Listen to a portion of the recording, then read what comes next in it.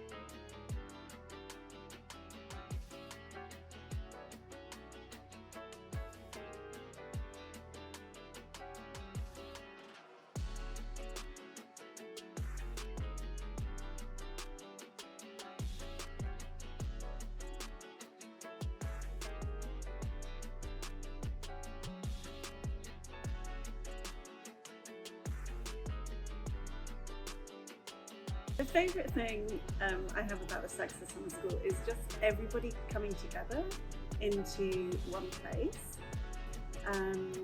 and really, kind of being able to benefit from the real reason that SGSAH exists. So kind of to bring people together, to bring expertise from colleagues and external organisations across Scotland, and to really kind of learn together, to exchange ideas, to develop research projects. It's just such a fantastic, buzzy atmosphere.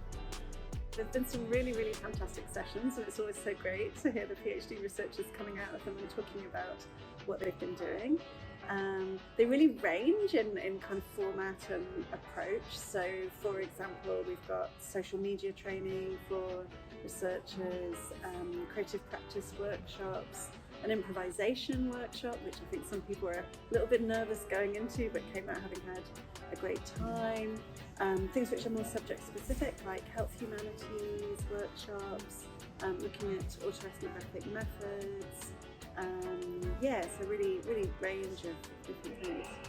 I hope people take from the summer school, I suppose first and foremost, just that real kind of joy of coming together for a few days, of being able to share their research, being able to find out about each other's, to be able to network with the peers of PhD researchers, also to meet academics, external organisations who are coming in to provide training. Try something out new, learn about new areas, sometimes being pushed slightly outside of their comfort zones, but really to kind of get a lot of energy and a big sort of store of ideas and networks that they can take away for the forthcoming year.